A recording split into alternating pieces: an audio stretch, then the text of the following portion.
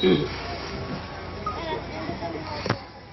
أن لا إله إلا الله وحده لا شريك له وأشهد أن محمدا عبده ورسوله أما بعد فأعوذ بالله من الشيطان الرجيم गुरु ब्रह्मा गुरु विष्णु गुरुदेव महेश्वरा गुरु साक्षात् परब्रह्म तस्मै ಶ್ರೀ ಗುರುವೇ ನಮಃ. ಸರ್ವ ಸ್ತುತಿಗಳು ನಿನಗೆ ಸಲ್ಲುವವು, ಸರ್ವಲೋಕಕ್ಕೂ ನೀನೇ ಪ್ರಭು, ಸರ್ವರಿಗೂ ನಿಮ್ಮ ಪರಮ ದಯಾಳು ಕಾರುಣ್ಯಮಯನು. ಪ್ರಿಯ ಬಂಧುಗಳೇ, ಇಂದಿನ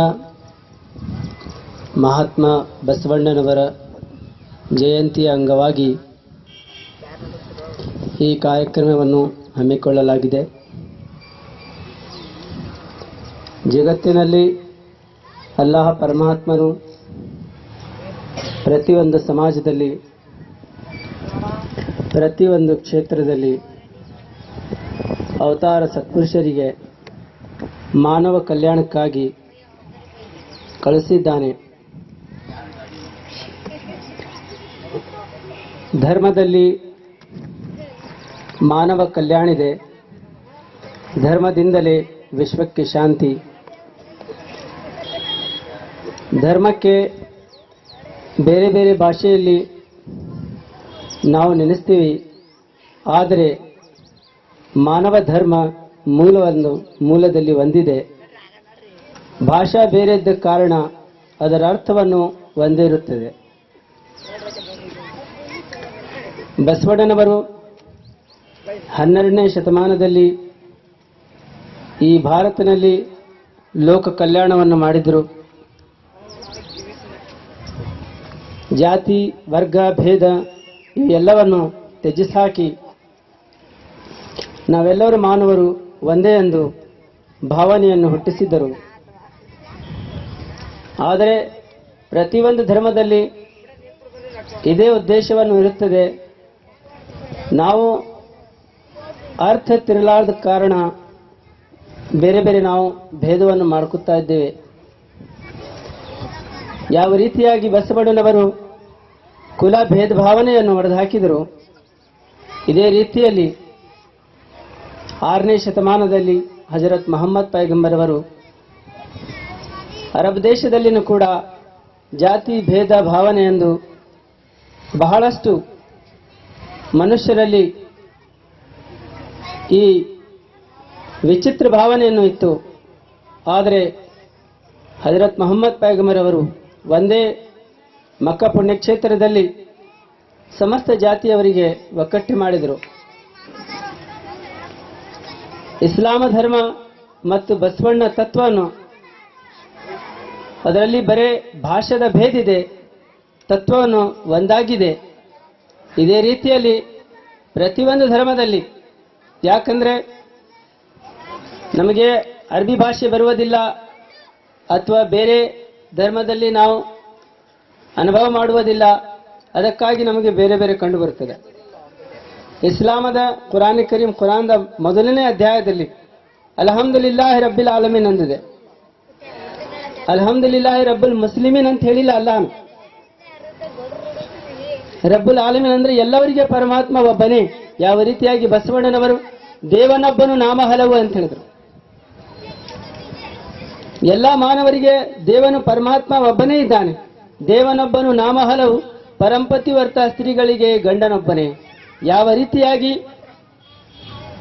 ಒಂದು ಪತಿವರ್ತ ಸ್ತ್ರೀಗೆ ಗಂಡನೊಬ್ಬನೇ ಇರುತ್ತಾನೆ, ಇದೇ ರೀತಿಯಲ್ಲಿ ಮಾನವ ಕುಲಕೋಟಿಗೆ ಪರಮಾತ್ಮ ಪರಮೇಶ್ವರನು ಒಬ್ಬವನೇ ಇದ್ದಾನೆ. ಇದೇ ವಿಚಾರವನ್ನು ವೇದಗಳಲ್ಲಿಯೂ ಕೂಡ ತೋರಿಸಿದ್ದಾರೆ. ಏಕಂ ಸತ್ ವಿಪ್ರಹ ಬಹುಧಾ ವದಂತಿ, ಆ ಪರಮಾತ್ಮ ಒಬ್ಬನೇ ಇದ್ದಾನೆ. ಬಹುನಾಮದಿಂದ ನಾವು ಆ ಪರಮಾತ್ಮನಿಗೆ ನೆನೆಸ್ತೀವಿ ಅಂತ ಹೇಳಿದರು. ಧರ್ಮ ಯಾವಾಗಲೂ ಬೇರೆ ಬೇರೆ ಧರ್ಮ ಇದ್ದರೂ ಕಾರಣ ಅದು ಭಾಷೆ ಬೇರೆ ಇದೆ ಅಂತ ನಾವು ತಿಳಿಬೇಕು. ಖಂಡನ ಮಾಡಿದರೆ ಎಲ್ಲ ಧಾರ್ಮಿಕ ಮನುಷ್ಯರು ಒಂದು ಸ್ಥಾನದಲ್ಲಿ ಬರುವುದಿಲ್ಲ. ಬ್ರಾಹ್ಮಣ, ಕ್ಷತ್ರಿಯ, ವೈಶ್ಯ, ಶೂದ್ರ, ಇದು ಶ್ರೀಕೃಷ್ಣ ಪರಮಾತ್ಮ ಭಗವದ್ಗೀತೆಯಲ್ಲಿ ಹೇಳ್ತಾರೆ. ಚತುರ್ವರ್ಣ ಮಯಶ್ರೇಷ್ಠಂ ಗುಣಕರ್ಮ ವಿಭಾಗಶಃ. ಈ ಕರ್ಮದ ಗುಣಕ್ಕಾಗಿ ಪರಮಾತ್ಮನು ಬ್ರಾಹ್ಮಣ ಕ್ಷತ್ರಿಯ ವೈಶ್ಯ ಎಂದು ಬೇರೆ ಬೇರೆ ಮಾಡಿದ್ದಾನೆ. ಆದರೆ ಇದು ಜಾತಿ ಆಗುವುದಿಲ್ಲ. ಒಂದು ಡಾಕ್ಟರ್ ಅವರ ಹೊಟ್ಟೆಯಾಗ ಡಾಕ್ಟರ್ ಹುಟ್ಟುವುದಿಲ್ಲ. ಡಾಕ್ಟರ್ ವಿದ್ಯೆ ಕಲಿಬೇಕಾಗುತ್ತದೆ. ಇದೇ ರೀತಿಯಾಗಿ ಬ್ರಾಹ್ಮಣದ ಬ್ರಾಹ್ಮಣ್ಯಂ ಸರ್ವ ಧರ್ಮಜ್ಞಂ ಲೋಕಾನಾಂ ಕೀರ್ತಿವರ್ಧನಂ. ಬ್ರಾಹ್ಮಣ ಯಾವನು ಅಂದ್ರೆ ಜನವಾರ ಕಟ್ಟದವರು ಬ್ರಾಹ್ಮಣ ಅಲ್ಲ, ಬ್ರಹ್ಮ ಜ್ಞಾನ ಪಡೆದವನೇ ಬ್ರಾಹ್ಮಣ ಅಂತ ಹೇಳಿದರು. ಕ್ಷತ್ರಿಯ ಅಂದ್ರೆ ಧೈರ್ಯವಂತರು, ಯಾವ ಧರ್ಮಕ್ಕಾಗಿ ದೇಶಕ್ಕಾಗಿ ಯುದ್ಧ ಮಾಡುವಂತ ಮಹಾನ ಶಕ್ತಿ ಅವನೇ ಕ್ಷತ್ರಿಯ ಅಂತ ಹೇಳಿದ್ರು. ಕ್ಷತ್ರಿಯ ಅಂದ್ರೆ ಜಾತಿ ಇಲ್ಲ. ಈ ಜಾತಿ ಭೇದ ಭಾವನೆ ಮಾಡಿ ಈ ಧರ್ಮಕ್ಕೆಲ್ಲ ಅಲ್ಲಲು ಕೊಲ್ಲಲು ಮಾಡಿದ್ದಾರೆ. ವೈಶ್ಯ ಅಂದ್ರೆ ವ್ಯಾಪಾರಿಕರು. ಪ್ರತಿಯೊಂದು ಧರ್ಮದಲ್ಲಿದೆ. ಇಸ್ಲಾಂ ಧರ್ಮ ಆಗಲಿ, ವೈದಿಕ ಧರ್ಮ ಆಗಲಿ, ಲಿಂಗಾಯತ ಧರ್ಮ ಆಗಲಿ, ಪ್ರತಿಯೊಂದು ಧರ್ಮದಲ್ಲಿ ಈ ವಿಧಾನವನ್ನು ಅನರ್ಥ ಮಾಡಿದ ಕಾರಣ ನಾವು ಬೇರೆ ಬೇರೆ ಆಗಿದ್ದೇವೆ. ಇದನ್ನು ಅರ್ಥ ಡಾಕ್ಟರ್ ಬಾಬಾ ಸಾಹೇಬ್ ಅಂಬೇಡ್ಕರ್ ಅವರು, ಅವರಿಗೆ ನಾವು ಬ್ರಾಹ್ಮಣ ಅಂತ ಹೇಳ್ತಾ ಇದ್ದೇವೆ. ಯಾಕಂದ್ರೆ ಬ್ರಹ್ಮ ಜ್ಞಾನ ಎಲ್ಲ ಮನುಷ್ಯರಿಗೆ ಒಂದು ಮಾರ್ಗ ತೋರಿಸುವಂತ ಜ್ಞಾನ ಅಂಬೇಡ್ಕರ್ ಸಾಹೇಬ್ ಬಾಬಾ ಸಾಹೇಬ್ ಅಂಬೇಡ್ಕರ್ ಬಳಿ ಇದ್ದಿತ್ತು. ಅದಕ್ಕಾಗಿ ಬ್ರಹ್ಮ ಜ್ಞಾನ ಜಾನೇತೋ ಬ್ರಾಹ್ಮಣ. ಧರ್ಮ ಜ್ಞಾನ ಮತ್ತು ಅಧ್ಯಾತ್ಮ ಜ್ಞಾನ ನಿತ್ಯತ್ವಂ ತತ್ವಜ್ಞಾನಾರ್ಥ ದರ್ಶನ. ಅಧ್ಯಾತ್ಮ ಜ್ಞಾನದಿಂದ ನಾವು ಪರಮಾತ್ಮ ದರ್ಶನ ಮಾಡ್ತಾ ಇದ್ದೀವಿ.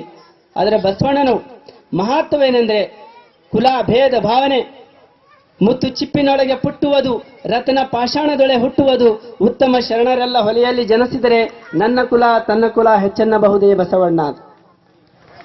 ಎಲ್ಲರೂ ಹುಟ್ಟುವಾಗ ಹೊಲಸಾಗೆ ಹುಟ್ಟಿ ಬರ್ತಾರೆ.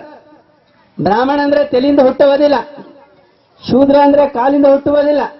ಹೊಲೆಯಲ್ಲದ ಲೋಕ ತಲೆಯಲ್ಲ ಪುಟ್ಟುವುದೇ, ಹೊಲೆಯ ನೆನೆಸಲು ಮುಂದೆ ಗೆಲುವುಂಟೆ ಜಗದಿ, ಹೊಲ ರಕ್ತ ಸೂತಕ ಬಲುದೇ ಮತ್ತೊಂದು ಸ್ಥಳದಲ್ಲಿ ಲೋಕ, ಕುಲ ಕದೀಕ ಬ್ರಾಹ್ಮಣರಲ್ಲಿ ಕುಲದಲ್ಲಿ ಅರುಂಧತ್ಯ. ಕುಲವಿಲ್ಲವೆಂದು ಕುಲಗಳಿದರೆ ಮುನ್ನ ಕಶ್ಯಪನು ಕೌಂಡುಲ್ಯ ದುರ್ವಾಸ ವೈಶಿಷ್ಟ್ಯರಾದಿ ಮುನಿಗಳು ಮುಂದೆ ಲೇಸ ಕುಲವುಂಟೆ. ಕುಲವೇನು ಛಲವೇನು ಹಲವು ಮಾತುಗಳವೇನು, ಮಲಹರಣ ಶರಣರಿಗೆ ಕುಲವುಂಟೆ ಜಗದೇ. ಶರಣರಿಗೆ, ಸತ್ಪುರುಷರಿಗೆ, ಜಂಗಮರಿಗೆ, ಸೂಫಿಗಳಿಗೆ ಭೇದ ಭಾವನೆ ಕುಲ ಇರುವುದಿಲ್ಲ. ಜಾತಿ ಹೀನನ ಮನೆ ಜ್ಯೋತಿ ತಾಯಿ ಹೀನವೇ, ಜಾತಿ ವಿಜಾತಿ ಎನಬೇಡ, ದೇವ ನುಡಿದಾತನೇ ಜಾತಿ ಸರ್ವಜ್ಞ ಅಂತ ಹೇಳಿದ್ರು. ಒಂದು ಜ್ಯೋತಿಗೆ ದೊಡ್ಡ ಅರಮನೆಯಲ್ಲಿ ಇಟ್ಟಿದ್ರೆ ಬೆಳಕು ಹೆಚ್ಚಾಗಿ ಕೊಡ್ತವೆ. ಬಡವರ ಮನೆಯಾಗ ನಾವು ದೀಪ ಇಟ್ಟಿದ್ರೆ ಬೆಳಕು ಕಡಿಮೆ ಕೊಡ್ತವ. ಜ್ಯೋತಿಗೆ ಜಾತಿ ಇಲ್ಲ. ಅರಮನೆಗಿರಲಿ ಬಡವರ ಮನೆಗಿರಲಿ, ಆ ಬೆಳಕು ಎಷ್ಟು, ಆ ಜ್ಯೋತಿಯಲ್ಲಿ ಬೆಳಕು ಎಷ್ಟೈತೆ ಅಷ್ಟು ಬೆಳಕು ಕೊಡ್ತದೆ. ಇದೇ ರೀತಿಯಾಗಿ ಜಂಗಮೋ ಜಗದ್ಭರಿತಃ ಅಂತ. ಜಂಗಮ ಅಂದ್ರೆ ಜಾತಿಯಲ್ಲಿ ಭೇದ ಮಾಡಬಾರದು.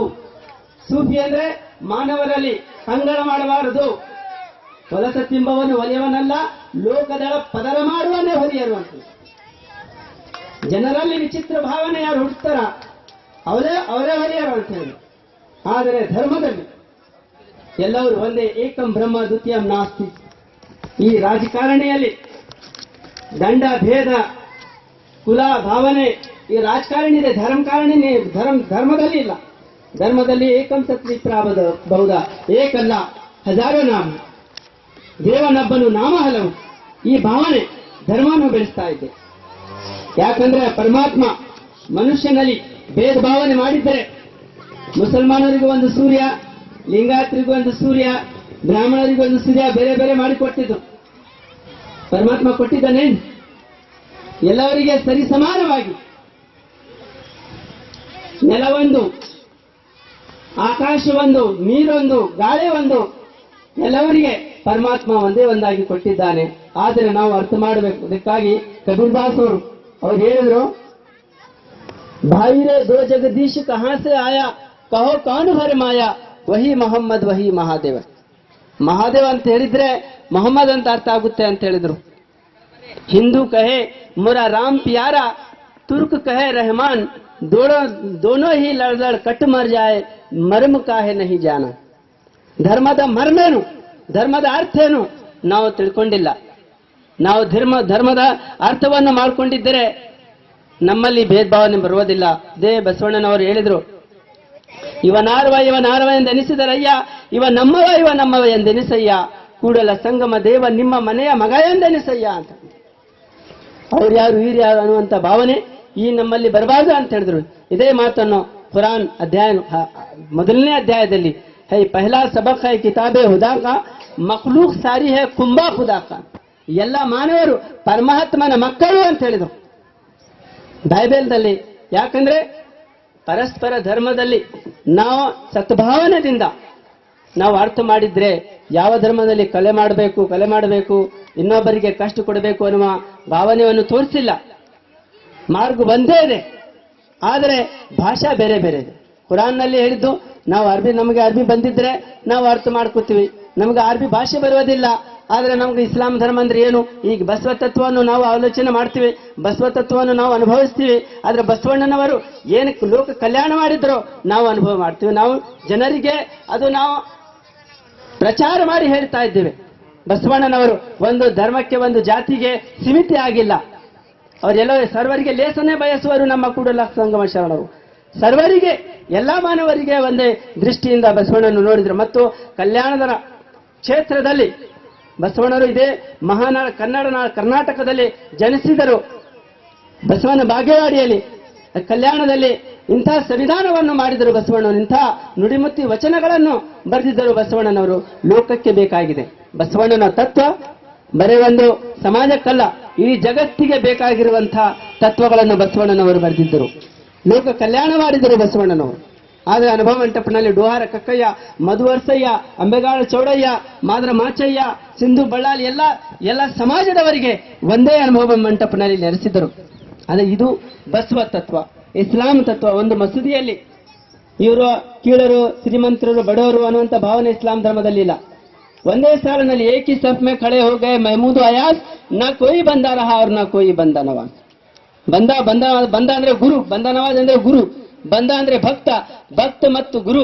ಆದರೆ ಶ್ರೀಮಂತರಾಗ್ಲಿ, ಬಡವರಾಗ್ಲಿ, ಕಪ್ಪರಾಗ್ಲಿ, ಬೆಳೆಯವರಾಗ್ಲಿ ಎಲ್ಲರೂ ಒಂದೇ ಸಾಲಿನಲ್ಲಿ ನಿಲ್ಲಬೇಕು. ಇದೇ ತತ್ವವನ್ನು ಬಸವಣ್ಣನವರು ಸಾರಿದ್ರು. ಯಾಕಂದ್ರೆ ಧರ್ಮದಲ್ಲೇ ನಾವು ಧರ್ಮದಿಂದಲೇ ವಿಶ್ವಕ್ಕೆ ಶಾಂತಿ ಅಂತ ಹೇಳಿದ್ವಿ. ಈಗ ನಾವು ಧರ್ಮವನ್ನು ಬಿಟ್ಟು ನಾವು ನಮ್ಮ ಮನಬಂದಂಥ, ನಮ್ಮ ಬುದ್ಧಿಯಲ್ಲಿ ಇರುವಂಥ ನಾವು ವಿಚಾರದಿಂದ ನಡೆದಿದ್ದರೆ ಈ ಜಗತ್ತಿನಲ್ಲಿ ಅಲ್ಲೋಲು ಕಲ್ಲೋಲು ಆಗುತ್ತದೆ. ಧರ್ಮ ಅಂದ್ರೆ ಪರಮಾತ್ಮ ವತಿಯಿಂದ ಬಂದಿದಂಥ ಒಂದು ಸಂವಿಧಾನ, ಇದನ್ನು ನಾವು ಭಾವಿಸಬೇಕು, ಇದು ನಾವು ಅರ್ಥ ಮಾಡಬೇಕು. ಅರ್ಥ ಮಾಡಿಕೊಂಡಿದ್ರೆ ಎಲ್ಲ, ಯಾಕಂದ್ರೆ ಪರಧರ್ಮ, ನಮ್ಮ ಧರ್ಮ, ಪರಧರ್ಮ ಅಂದ್ರೆ ಒಂದೇ ಇದೆ, ಆದರೆ ಭಾಷೆ ಬೇರೆ ಬೇರೆ ಇದೆ.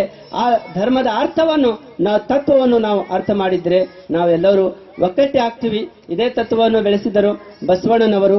ಮತ್ತು ಕುರಾನ್ ಅಧ್ಯಾಯ ಮೊದಲನೇ ಅಧ್ಯಾಯದಲ್ಲಿ ಅಲ್ಹಮ್ದುಲಿಲ್ಲಾಹಿ ರಬ್ಬಿಲ್ ಆಲಮೀನ್ ಅರ್ರಹಮಾನ್ ರಹೀಮ್ ಮಾಲಿಕ್ ಯೌಮಿದ್ದೀನ್ ಇಯ್ಯಾಕ ನಾಬುದು ವಯ್ಯಾಕ ನಮ್ದು.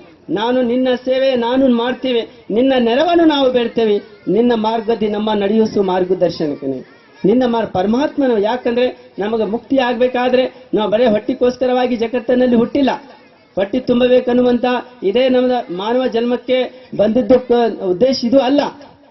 ನಮ್ಮಲ್ಲಿ ಜೀವನ ಯಾಕೆ ನಾವು ಇಡೀ ಪ್ರಾಣಿಗಳಲ್ಲಿ ಶ್ರೇಷ್ಠ ಜನ್ಮವನ್ನು ಮಾನವ ಜನ್ಮ ತಗೊಂಡು ನಾವು ಜಗತ್ತಿನಲ್ಲಿ ಬಂದಿವೆ, ಇದರ ಅರ್ಥ ಏನು? ಭಕ್ತ ಮಹೇಶ ಪ್ರಾಣ ಪ್ರಸಾದ ಶರಣ ಐಕ್ಯ, ಈ ಧರ್ಮದ ಮೂಲ ತತ್ವಗಳನ್ನು ನಾವು ಭಾವಿಸಬೇಕು. ಲಿಂಗ ಅಂದ್ರೆ ಏನು, ಲಿಂಗಾಯತ್ರ ಅಂದ್ರೆ ಏನು? ಲಿಂಗ ಮಧ್ಯಂ ಜಗತ್ಸರ್ವಂ ತ್ರಿಯಲೋಕಂ ಸಚರಾಚರಂ ಲಿಂಗ ಬಾಹ್ಯಂ ಪರಂ ನಾಸ್ತಿ ತಸ್ಮೈ ಶ್ರೀ ಗುರುಲಿಂಗಾಯ ನಮಃ. ಲಿಂಗ ಅಂದ್ರೆ ನಾವು ಬರೇ ಒಂದು ಕಲ್ಲಿಕ್ಕೆ ನಾವು ಲಿಂಗ ತಿಳ್ಕೊಂಡಿದ್ದೇವೆ. ಲಿಂಗ ಅಂದ್ರೆ ಚರಲಿಂಗ, ಬಸವಣ್ಣನ ನನ್ನ ಹೆದೆ ಲಿಂಗ ಅಂತ ಹೇಳಿದ್ರು. ಈಗ ಸಾಹೇಬ್ರು ಹೇಳಿದ್ರು, ಉಳ್ಳವರು ಶಿವಾಲಯ ಮಾಡುವರು ನಾನೇನ ಮಾಡಲಿ ಬಡವನಯ್ಯ, ಎನ ಕಾಲವೇ ಕಂಬವಯ್ಯ, ಸ್ಥಿರವೇ ಹೊನ್ನಿನ ಕಳಸವಯ್ಯ, ಸ್ಥಾವರಕ್ಕೆ ಅಳುವುಂಟು ಜಂಗಮಕ್ಕೆ ಅಳುವಿಲ್ಲ. ಲಿಂಗ ಅಂದ್ರೆ ಒಂದು ಕಲ್ಲು ಲಿಂಗ ಅಲ್ಲ, ಲಿಂಗ ಅಂದ್ರೆ ನಮ್ಮ ದೇಹವೇ ಲಿಂಗ ಅಂತ ಹೇಳಿದ್ರು. ಅಂಗವೇ ಲಿಂಗ ಆದ ಬೆಳಕ್ಕೆ ನನಗ್ಯಾಕೆ ಪ್ರತಿಲಿಂಗ ಬಸವಯ್ಯ? ಅಂಗವೇ ಲಿಂಗ. ಪರಮಾತ್ಮ ನಮ್ಮ ಒಳಗಿದ್ದಾನೆ, ಹೊರಗಿಲ್ಲ ಪರಮಾತ್ಮ. ನಮ್ಮ ಒಳಗೆ ನಾವು ಆಲೋಚನೆ ಮಾಡಬೇಕು, ನಮ್ಮೊಳಗೆ ನಾವು ಪರಮಾತ್ಮನ ಕಂಡಬೇಕು.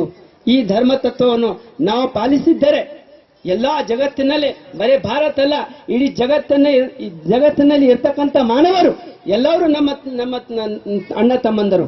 ಬೇರೆ ಬೇರೆ ಅಲ್ಲ. ಯಾಕಂದ್ರೆ ಈ ಸೀಮಿತ ನಾವು ರಾಜಕಾರಣಕ್ಕಾಗಿ ನಾವು ಪಾಕಿಸ್ತಾನ್, ಭಾರತ ದೇಶ, ಬಾಂಗ್ಲಾದೇಶ, ಅರ್ಬಸ್ತಾನ್ ನಾವು ಹಂಚಿಕೊಂಡಿದ್ದೇವೆ. ಅಂದ್ರೆ ಧರ್ಮ ಕಾರಣದಲ್ಲಿ ಇಲ್ಲ. ಮಾಲಿಕ್ ನೆ ಬನಾಯಾ ಸಭಿ ಕೆ ಲಿಯೆ ಏಕ್ ಹಿ ಧರ್ತಿ, ಹಮ್ನೆ ಕಹಿ ಭಾರತ್ ಕಹಿ ಇರಾನ್ ಬನಾಯಾ.